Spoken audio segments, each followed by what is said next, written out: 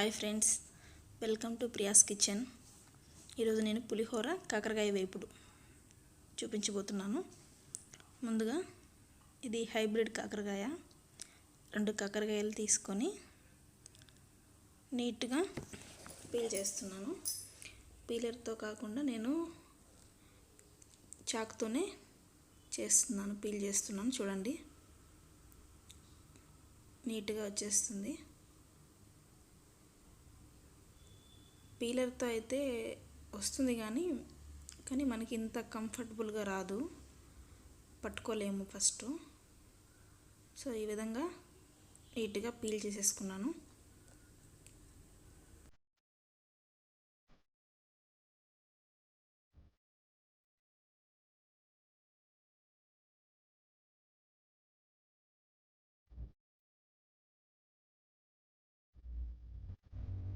చక్కగా వచ్చేస్తుంది.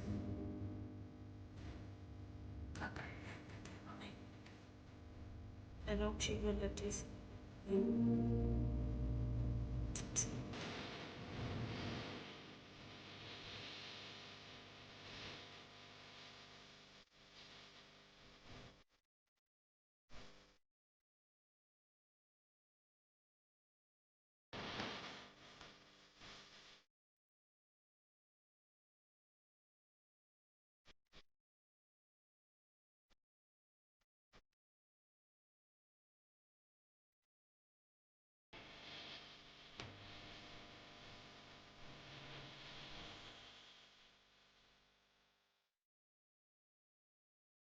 మొత్తం కాకరకాయ ముక్కలని రెడీ చేసేసుకున్నాను.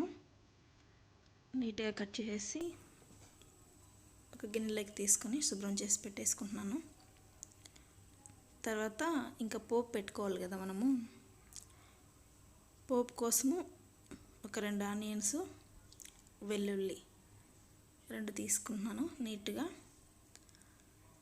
పీల్ చేసేస్తున్నాను. పీల్ చేసి చిన్న చిన్న ముక్కలుగా కట్ చేసుకున్నాను. వెల్లుల్లి వచ్చి నేను ఇలా చాకుతోనే తీసేస్తాను. తోకలు నీట్గా కట్ చేసేస్తే మనకు ఆటోమేటిక్గా నీట్గా పీల్ వచ్చేస్తుంది. తర్వాత ఆనియన్స్ని చిన్న చిన్న ముక్కలుగా కట్ చేసుకొని పోపు రెడీ చేసుకుంటున్నాను. ఫ్రెండ్స్, మీకు కాకరకాయ తింటే ఎలాంటి లాభాలు వస్తాయి, ఎవరెవరు తింటే మంచిది, నాకు తెలిసిన ఒక 4 చెప్తాను, వినండి. కాకరకాయ మెయిన్ డయాబెటీస్ ఉన్న వాళ్ళకి మంచి యూజ్ అవుతుంది. రక్తంలో చక్కెర స్థాయిని తగ్గిస్తుంది. నెక్స్ట్ వచ్చేసి కీళ్ళ నొప్పులు తగ్గించే గుణం కూడా కాకరకాయలో ఉందండి.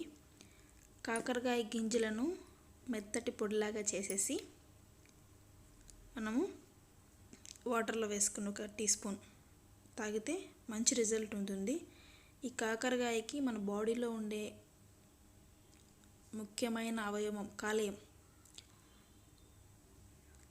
కాలేయానికి ఎంతో ఆరోగ్యాన్ని ఇస్తుంది. దాని పనితీరును, దాని సామర్థ్యాన్ని పెంచడంలో కూడా ఉపయోగపడుతుందండి కాకరకాయ. మెయిన్ ఏంటంటే కాకరకాయ వచ్చేసి ప్రెగ్నెన్సీ వాళ్ళు తినకూడదు. సో ఎందుకంటే వాళ్ళకి ఈ కాకరకాయకి కొంచెం వేడి చేసే గుణం ఎక్కువగా ఉంటుంది. సో కాబట్టి వాళ్ళు తినకపోవడమే మంచిది. ఆ మూమెంట్లో ఇది కొంచెం చేదుగా ఉంటుంది కాబట్టి అవాయిడ్ చేయడమే మంచిది. సో ఈ కాకరకాయని హెర్బల్ వైద్యంలో కూడా ఉపయోగిస్తారంట. ఓకేనా ఫ్రెండ్స్, నాకు తెలిసింది కాకరకాయ గురించి నేను మీతో షేర్ చేసుకున్నాను. సో చూడండి, ఇప్పుడు పోపు పెట్టేసుకున్నాను. కాకరకాయ ముక్కలు బాగా ఫ్రై అయిపోయాయి. ఫ్రై అయిపోయిన తర్వాత నేను చిల్లీ పౌడర్ వేసాను. తర్వాత ధనియాల పౌడర్, అంతే. ఇంకే మసాలా వేయలేదు. పోపులో మనం ఆనియన్, ఎండుమిర్చి, కరివేపాకు, వెల్లుల్లి, నెక్స్ట్ ఉడికిన తర్వాత చిల్లీ పౌడరు, ధనియాల పౌడర్, అంతే. బాగా ఫ్రై అయ్యేంత వరకు బాగా ఉడికించుకోవాలి. చాలా బాగుంటుంది, కరకరలాడిపోతుంది. ఈ రెండు మసాలాలు దానికి పట్టేంత వరకు నీట్గా కలిపేసుకొని మూత పెట్టేసుకోవాలి. చాలా బాగుంటుందండి టేస్ట్. మనం వేరే ఏ మసాలా వేయాల్సిన అవసరం లేదు. చిల్లీ పౌడర్, ధనియాల పౌడర్ ఈ రెండు చాలు. నెక్స్ట్ వచ్చి లెమన్ రైస్. చూడండి, అల్లం వెల్లుల్లి పేస్ట్ చేసుకుంటున్నాను. 4 నిమ్మకాయలు, కరివేపాకు, పచ్చి కొబ్బరి ఒక 2 ముక్కల్ని చిన్న చిన్న ముక్కలుగా కట్ చేసుకున్నాను. ముందుగా ఒక 4 పచ్చిమిర్చి, ఈ అల్లము వెల్లుల్లిని పేస్ట్ చేసుకుంటున్నాను. అయిపోయింది. నెక్స్ట్ వచ్చేసి కొబ్బరిని కూడా మనము మిక్సీ పట్టేస్తున్నాను నేను. సో ఇలా నీట్గా పట్టేసాను. నెక్స్ట్ ఒక గిన్నె పట్టుకొని 1 టేబుల్ స్పూన్ ఆయిల్ వేసి పల్లీలని వేయించుకుంటున్నాను లెమన్ రైస్లోకి. అయిపోయాయి. వేరే గిన్నెలోకి తీసేసుకుంటున్నాను వీటిని. అదే గిన్నెలో ఆయిల్ వేసుకొని ఆయిల్ వేడైన తర్వాత శనగపప్పు ఒక 2 టేబుల్ స్పూన్లు, ఉద్దిపప్పు ఒక 2 టేబుల్ స్పూన్లు, జీలకర్ర 1 టేబుల్ స్పూన్, ఆవాలు 1 టేబుల్ స్పూన్ వేసుకొని మీడియం ఫ్లేమ్లోనే పెట్టుకొని దోరగా వేయించుకోవాలి. దోరగా వేగిన తర్వాత మనం ఆల్రెడీ గ్రైండ్ చేసి పెట్టుకున్నాం కదా అల్లం వెల్లుల్లి పేస్టు, అది కూడా వేసుకొని పచ్చి వాసన ఇప్పుడు లో ఫ్లేమ్లో పెట్టుకోవాలండి. అది గిన్నెకి పట్టేస్తుంది కాబట్టి పచ్చి వాసన పోయేంత వరకు వేయించుకోవాలి. తర్వాత కరివేపాకు, ఎండుమిర్చి వేసేసుకొని చూడండి, చివరిగా కొబ్బరి తురుము వేసుకొని నీట్గా కలుపుకోవాలి. అప్పుడే అడుగు పట్టేస్తుంది.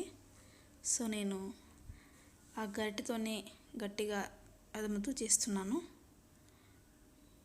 కొబ్బరి త్వరగానే మనకి పచ్చిగానే ఉంటే మరీ అంత పచ్చిగా కాకుండా మరి అంత ఉడికిపోకుండా ఫ్లేవర్ బాగుంటుంది. ఫ్లేవర్ రిలీజ్ చేస్తుంది. కొద్దిగా వేడైతే చాలా బాగుంటుంది. చివరిగా పసుపు వేసుకొని ఆ మసాలా మొత్తం ఒకసారి కలిపేసుకోవాలి, పసుపు అంతా పట్టేంత వరకు. సో ఈ విధంగా కలుపుకోవాలి. కొబ్బరి వేస్తే అడుగంటడం ఇంకా ఎక్కువ స్టార్ట్ అవుతుంది. ఫ్లేవర్ కోసం నేను కొబ్బరి వేసాను. చాలా టేస్టీగా ఉంటుందండి లెమన్ రైసు. మీరు కూడా ఇంట్లో ఒకసారి ట్రై చేయండి. నెక్స్ట్ వచ్చేసి నేను రైసు పక్కన చల్లార్చుకున్నాను. ఆ రైస్లోకి ఈ మసాలా వేసేస్తున్నాను. వేసేసి నీట్గా కలుపుతున్నాను. కలిపేసిన తర్వాత చివరిగా లెమన్. ఇదే అండి దీంట్లో స్పెషాలిటీ. కొంతమంది లెమను రసం పిండేసి దాన్ని ఉడకబెడతారు. నేను అలా చేయను. ఈ పోపు ఎంత మసాలా అంతా రైస్లో కలుపుకున్న తర్వాత చివరిగా నేను ఉప్పు చెక్ చేసుకొని డైరెక్ట్గా ఇలా లెమన్ని పిండేస్తాను రైస్లోకి. చాలా మంచి flavour, natural flavour, lemon flavour సూపర్గా ఉంటుంది. చాలా బాగుంటుంది డైరెక్ట్గా వేయడం వల్ల. మెయిన్ ఏంటంటే ఇందులో సి విటమిన్ ఎక్కువ ఉంటుంది. సో మనం అది ఉడికిస్తే అందులో ఉండేది ఎంత సి విటమిన్ అంతా వెళ్ళిపోతుంది. వేడి చేయడం వల్ల అది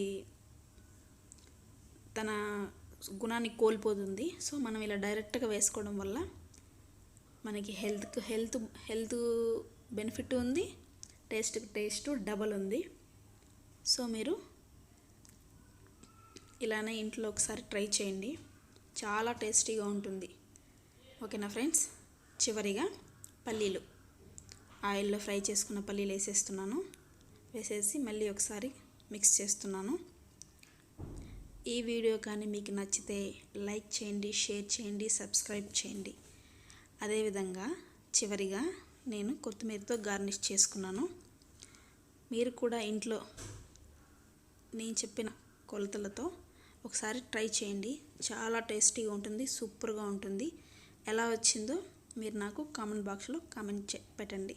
ఓకేనా ఫ్రెండ్స్, బాయ్.